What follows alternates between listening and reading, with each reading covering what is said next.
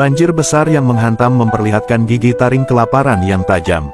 Risiko berarti imbalan tinggi. Orang-orang langsung masuk ke dalam arus sungai yang bergelombang untuk menangkap ikan. Gigi yang tajam dengan mudah bisa melukai para nelayan. Seperti yang diketahui, pengorbanan dan imbalan seringkali tidak sebanding. Bahkan ikan kecil pun dapat meninggalkan bekas gigitan. Ini adalah salah satu wilayah dengan aliran sungai paling deras di Kongo, bahkan kapal legendaris dari neraka pun harus menghindar jika melihatnya. Di sini, hidup sekelompok orang Wagania yang bergantung pada penangkapan ikan untuk hidup.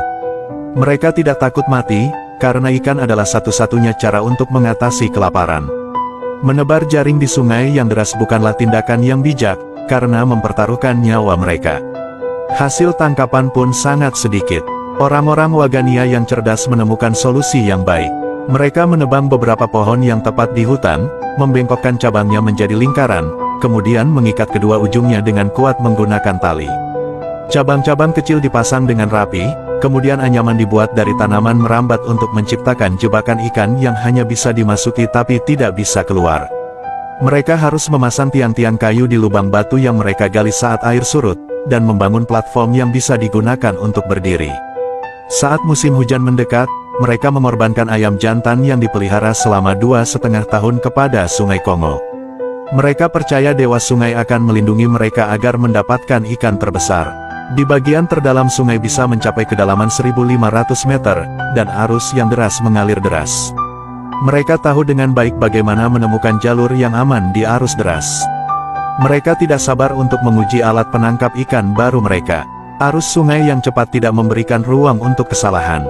Jika salah melangkah, mereka bisa meninggal di tempat karena derasnya arus. Beberapa predator besar kesulitan melawan arus. Para nelayan memasukkan jebakan ikan ke dalam air. Hambatan besar membuat para pria harus mengerahkan semua tenaganya. Setelah selesai, mereka hanya perlu menunggu beberapa jam. Setelah waktu berlalu, mereka menarik jebakan ikan tanpa perlindungan apapun dan melihat hasilnya. Jika jebakan jatuh ke dalam air, hambatan besar dapat menenggelamkan mereka.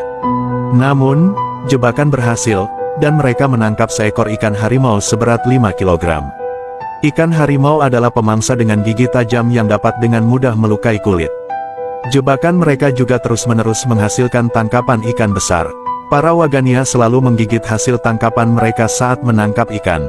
Mereka percaya cara ini membawa keberuntungan bagi penangkapan berikutnya. Anak-anak juga meniru cara orang dewasa. Risiko tinggi berarti imbalan besar, dan semakin deras arus, semakin besar hasil tangkapan mereka. Seekor lele seberat lebih dari 30 kg berhasil ditangkap, sesuatu yang jarang mereka lihat sehari-hari. Ikan yang ditangkap langsung diletakkan di tepi sungai. Setelah membersihkan jebakan ikan, mereka membagi hasil tangkapan.